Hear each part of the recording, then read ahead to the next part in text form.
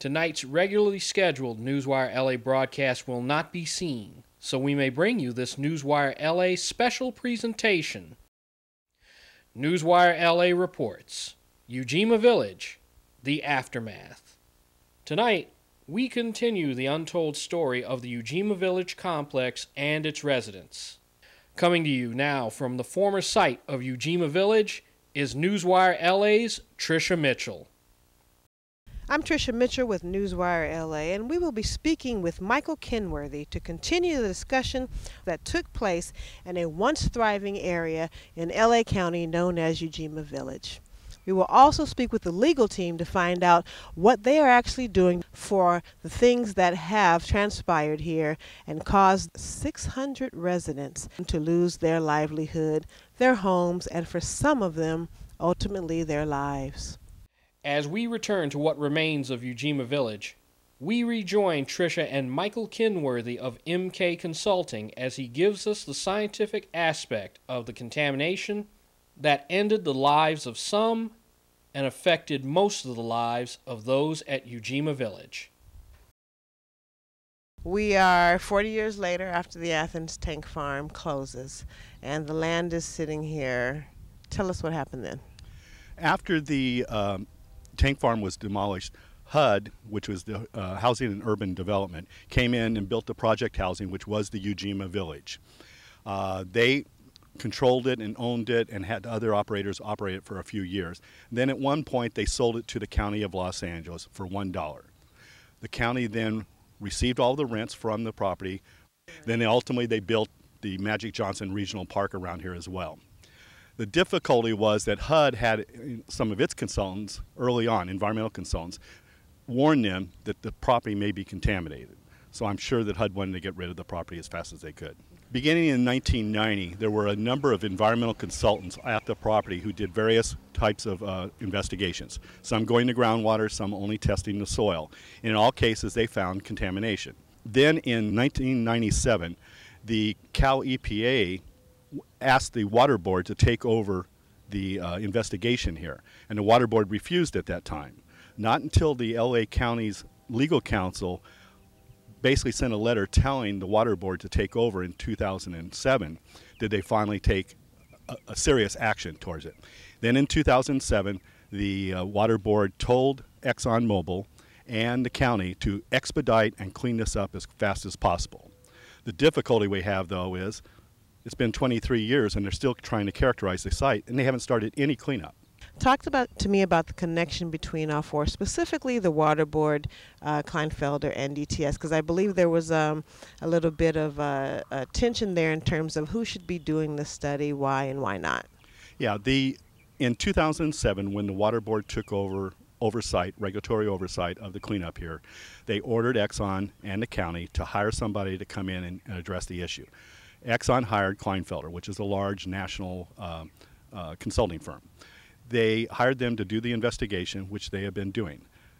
But it's been, since 2007, and now it's 2013. They're just now getting to some of the more important items off-site. For example, in 2009, when they did their testing of groundwater, they found very elevated levels right next to the homes here. But it took them 2 more years until they started investigating off-site.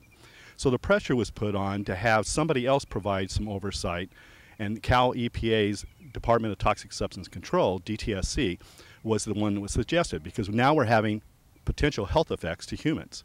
That's typically what they deal with. How long did it take for the contamination to affect the residents after it was built? That would be a medical question for the doctors, but basically, if you've been living over a contaminated area for a long period of time, of course you're probably going to end up with some health effects. The situation we have here is kind of like, I'll give you an analogy, is when you open up a paint can in your house.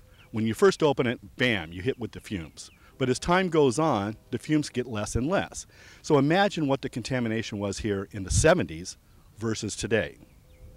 So the contamination in the 70s, 80s, 90s, early 2000s were probably much more significant than they are now. They're still significant today. Give us a visual of what it's like for the contaminants to rise. Yeah, the simplest way is the contamination obviously came from the tanks and it permeated into the soil and moved downward. Ultimately, it hit the groundwater down there. And then once it hits the groundwater, because it's an oil, it floats on top of the groundwater. And think of the groundwater kind of like an underground river. It moves and it migrates off. In this case, it's migrating basically in that southeasterly direction. So the oil has been moving on to the groundwater, moving off-site. In fact, now we know it's well past the neighborhoods here. And at the same time, it also does what is called off-gassing. It means that some of the lighter ends start migrating back vertically up towards the surface. And they also call it daylighting. So it migrates as it moves off-site into the neighborhoods off to the east here. It's also migrating back up towards their homes. Okay. So it's basically spreading, coming back to like kind of like in economics, what goes down must come up? Yes, that's a good way to say it. What, if anything, can they build here once the cleanup is done, or even before the cleanup is done? It depends on the levels of cleanup that they're going to do. In other words, they will meet, they being exxon-mobil and the county, will meet with the water board and DTSC and come up with a cleanup level that is acceptable. And that's based on the technology that they have to use at the present time. If it is at a certain level, let's say it's 1,000 parts per million, then obviously they probably will not be able to build residential. My recommendation is I would buy the whole property. I would buy the park, I would buy the Ujima Village, I would buy the neighborhoods that are affected. Then destroy everything. Take it down and then clean it up to what are commercial levels or industrial levels. That's less costly than cleaning up to residential. And once I had that done, I would build a huge shopping center here or something so I can have some return on my investment. Okay. Now tell us the difference between why it would be okay to build a commercial site and not a residential. The residential standards are much more stringent because it's assumed that people are there 24 hours a day, 7 days a week. Commercial is a lesser amount of time expected for you to be exposed to the thing, so therefore you can have a little more contamination. So in the case of, let's say, petroleum hydrocarbons, you know, you could probably leave 1,000 parts per million of contamination in the soil if you were going to build a shopping center, because nobody's going to be exposed to that kind of a level. But if it was a residential, you would have to clean it up much, much, much more stringently. Tell us about the monitoring wells, when they put them in, and exactly what the process is. These were put in, these are actually soil vapor wells, where they actually did this in about 2009, and what they have them at various depths. So they have one at 5 feet, one at 12 feet, one at 32 feet. And what they do is they take the lids off, there's a small plastic tubing down there, and place a pump to it and extract the gases out of the soil into a container, a canister, and then they can have them analyzed for volatile organics. Okay, and approximately how many are located throughout the entire area? Oh boy, soil vapor, there's probably close to 100. Yeah, 100 probes placed throughout the area. And some of them are in the adjoining streets and neighborhoods. And how did they determine where exactly they should be put? When they did the initial investigation, they kind of determined where the hot spots were. And so they wanted to put them in the hot spots. So they, for example, this one was here, is one of the high areas. The highest area is actually behind the Honey Daycare Center in their parking lot there. That's where the highest levels of benzene were found on the whole properties. Okay. And speaking of that, the daycare center, why was it not one of the first, if you know, one of the first places evacuated? That's a good question. The levels of methane there were very high, above the lower explosive limits. The benzene levels at 5 feet were very, very high. So the exposure to the children was a big issue to us. We addressed that with the water board numerous times, and they kept testing it and saying, oh, it's not explosive at the ground surface. Well, but at 5 feet it is, and so it was still a concern to us, and we thought that was should have been a high priority. So now let's go to the actual contaminants that were found and what they do to the human body. The contaminants are primarily what is known as volatile organic compounds. Benzene is a very famous one because it's a carcinogen. It causes cancer. So exposure to benzene over a period of time will create cancer for a person exposed to high levels of it. The other contaminants also are ones like hexane. Hexane was added to the fuels by Mobil during World War II to increase the octane levels of the fuels. And so as a result, we found high levels of hexane and its daughter products like cyclohexane.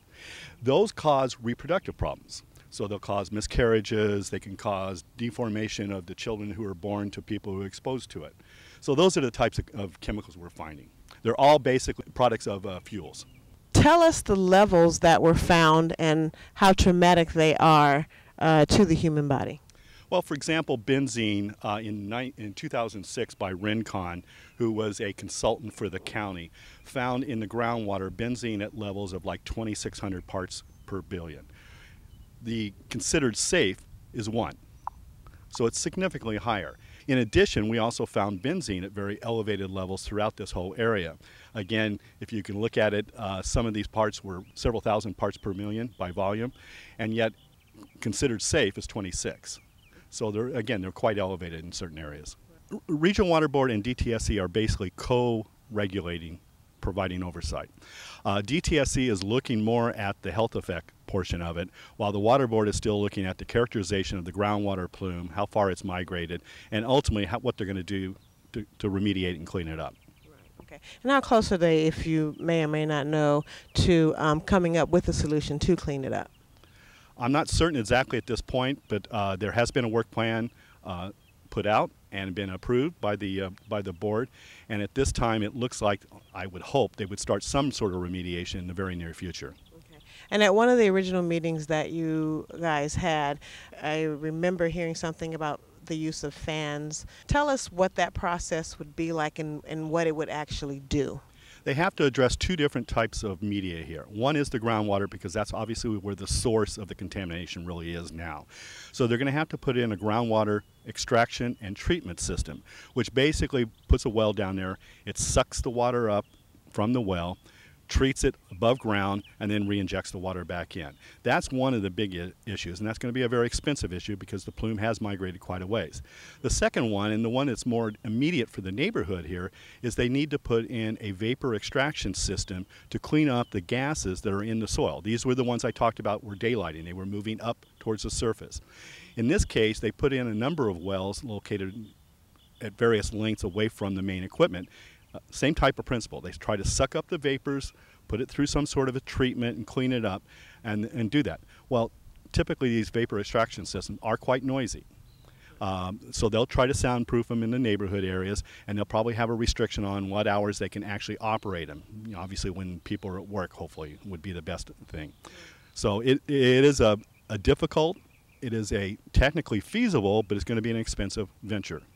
And how fast does that plume move? If this site has been here since the 20s through the 60s, that's when the oils were here, and it has migrated as far as at least El Segundo and Central, obviously it's taken a long time to get there. So it's a slow-moving plume. Yeah, once they start the process, it's going to take them quite a while to clean it up, as I said before. The soil vapors anywhere from 2 to 5 years, and the groundwater probably on the order of 10 years. Some people even speculate it's longer than that. So as we stand here looking at what's left of Ujima Village, there were drums here not too long ago. Can you tell us what was in those drums? There were 55-gallon drums here. Some of them contained soil cuttings. As they drill down, they pull out the soil itself, and they have to put it in some sort of container. So they were probably all soil cuttings. Okay, and how far down would they drill to get the soil cuttings? They would go to the second aquifer, which is, give or take 60 to 70 feet down.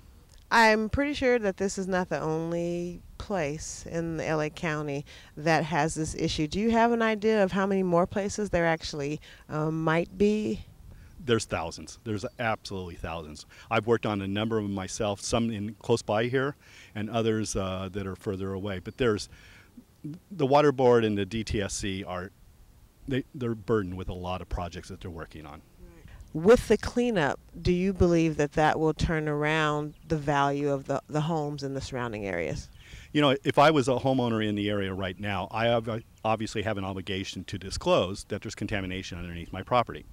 So if I wanted to sell my house for, say, $300,000 today, I probably couldn't get that amount because nobody's going to give a loan for a $300,000 house that has contamination under it. So I may have to sell it at dramatically less than that. In 10 years from now, let's say the cleanup has been completed, you will still may have to have a disclosure. It just depends on how clean the property is. But if not, then hopefully your property values will go back to what they should be. Okay. And here we have the the lake that's inside of the Magic Johnson Park, which is really just a short walk away from the Ujima Village site. However, it has been said that the levels of contamination that are in the Ujima Village site has actually not penetrated here, even though there are many signs around this lake. It's a very huge lake. This is actually just one side of it. That green bridge that you see in the distance actually crosses over another side of the lake. And I do remember actually back in the 80s, my mother and her senior citizen group who would come to this park to walk around both lakes. That was their daily exercise for the morning, which was a short distance away from the center that they actually did their crafts and arts and things of that nature in. But as you can see, the geese don't look as though they're growing a third eye or a third leg. We have a few of them walking around with a bit of a, what was called a Sunday hat on. But other than that, they seem to be okay. So I'm actually wondering if, in fact, the contamination is over here and it maybe is just not as intense as it is in the Ujima Village area. And as you can see around the park, people still come to the park. The kids are playing, riding their bikes, sitting on the grass, playing in the sand, and ultimately seem to be completely unmoved or unfazed by what has transpired here at the Ujima Village site. Joining us now with the legal angle is Caroline Hurtado of Anderson Kill, the legal counsel representing the former residents of Ujima Village. I stand here with Caroline Hurtado with Anderson Kill, representing the Ujima Village individuals. Hi, Caroline. How are you today? Fine, thank you. How are you? Thank you for joining us. If you could give us an update on the latest in litigation, as much as you can, about what's going on with the individuals from the Ujima Village site.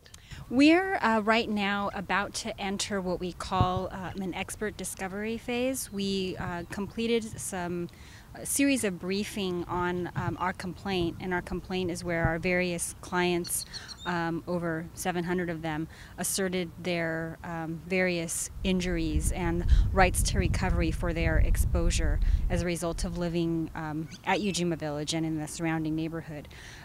So we're about to embark on a several-month process where our experts will set forth the case regarding how harmful it was at Ujima Village. Right. And you've been with the case since the beginning?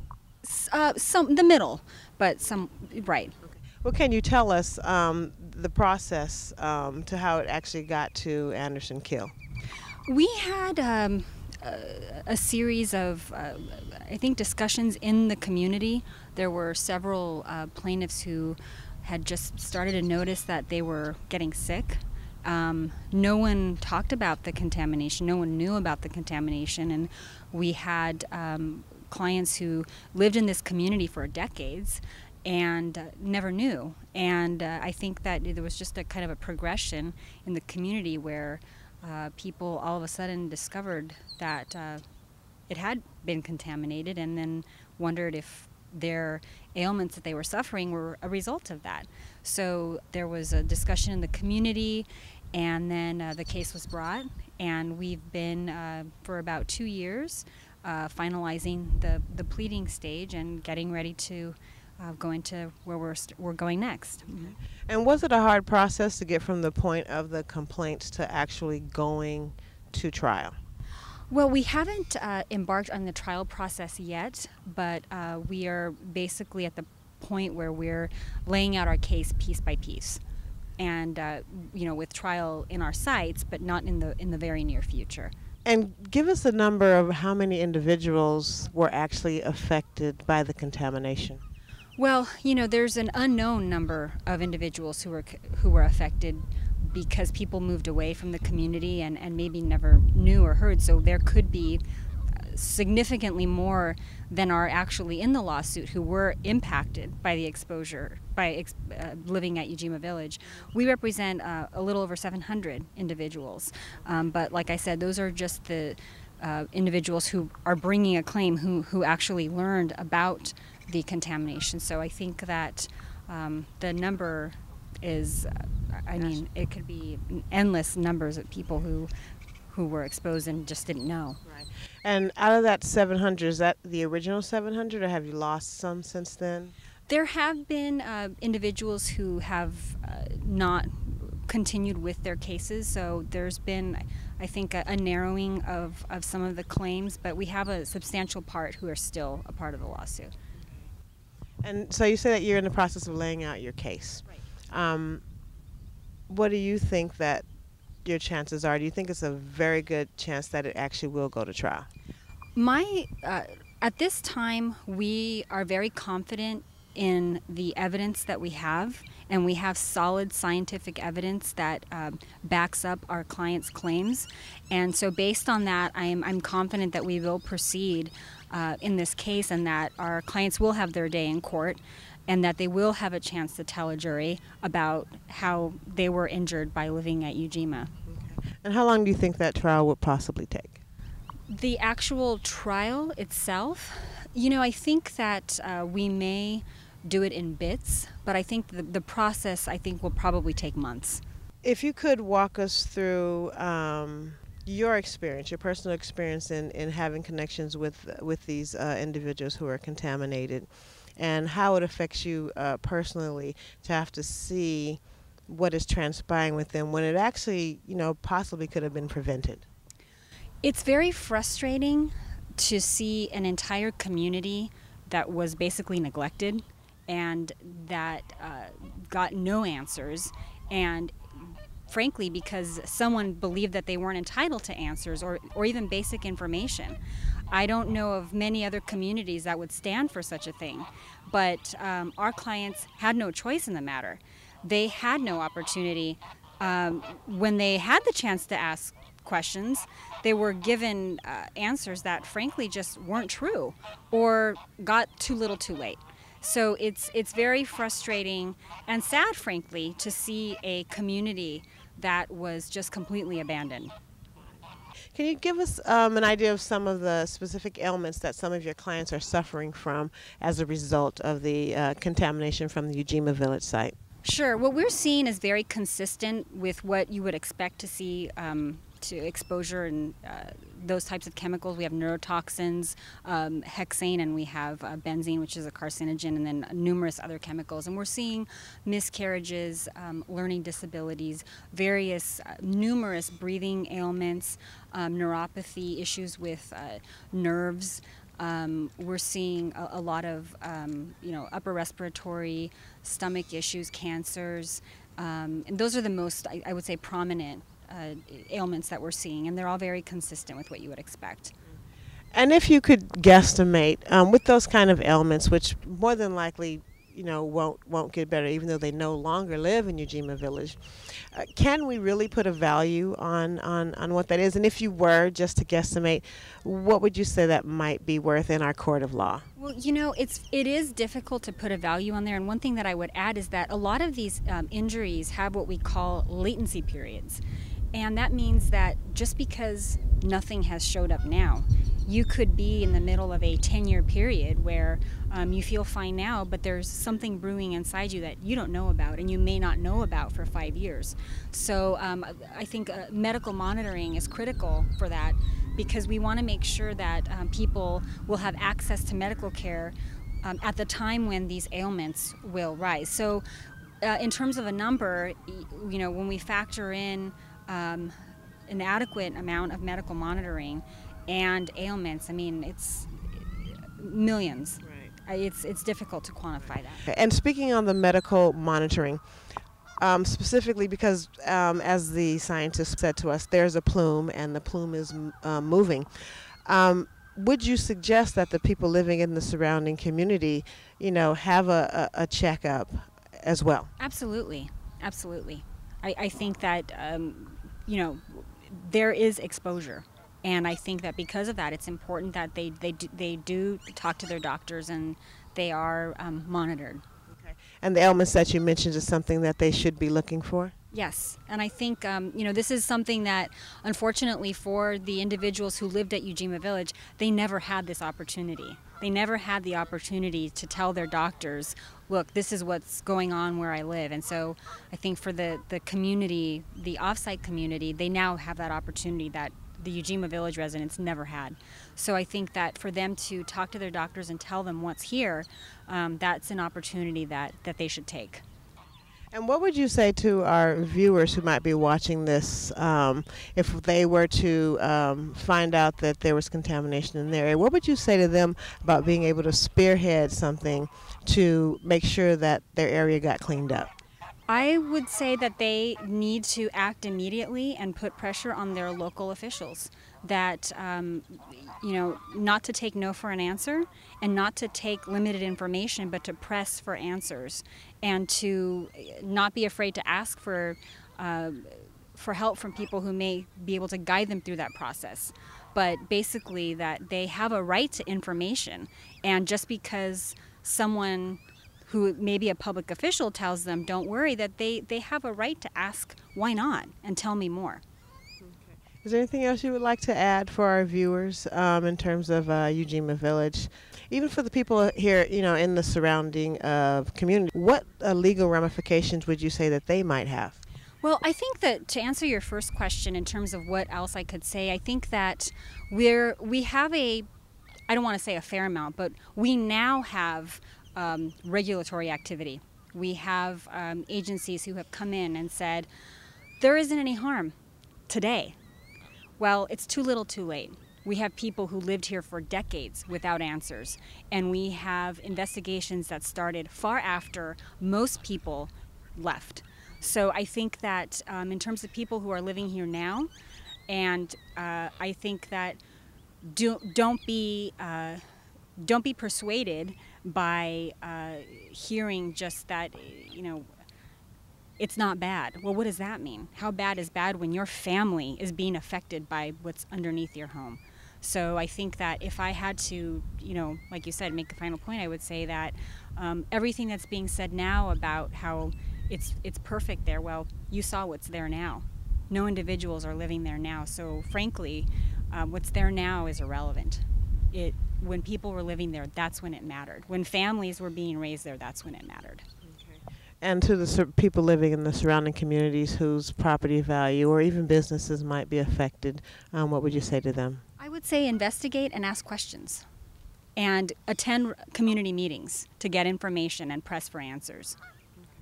Thank you so much for speaking with us, Caroline. I greatly appreciate your time. We look forward to having a follow-up with you to see where things are going. Thank you for joining us for an in-depth discussion on Ujima Village and what actually happened here from the 1920s on down to 2009. And also, we want to thank the legal team for giving us an in-depth discussion on what's actually happening with the case and how the past residents are actually being taken care of, especially those who have lost loved ones, but even more importantly, those who are actually still here and able to rebuild their lives. I'm Tricia Mitchell with Newswire L.A., and we'll see you soon.